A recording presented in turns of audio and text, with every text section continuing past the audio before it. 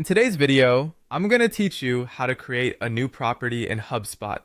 This is a fantastic way to customize your HubSpot account, allowing you to tailor the data fields to suit your business needs more accurately. Whether you're looking to add data points to contacts, deals, or another object type, this process can be a game changer. First, you'll begin by logging into your HubSpot account. Once you're in, head over to the Settings section. You can find this at the top right corner of the interface, symbolized by a cog icon. HubSpot's settings area is your command center for customizing how different features work, making it indispensable for managing your CRM efficiently. Now, within the settings menu, navigate your way to Properties. The Properties section is where all the data fields for your various objects like contacts and deals are managed. Here's where you can start creating your new property. Look for the button labeled Create Property. Clicking this button will initiate the process of adding your unique data field. Next, you'll need to choose the object type for your new property. HubSpot allows you to select from several object types such as contact, deal, company, or ticket.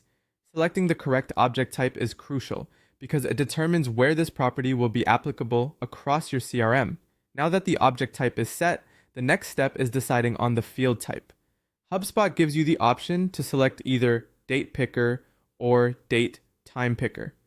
These options are useful for when you need to record specific date information, whether it's a single date or a combination of date and time.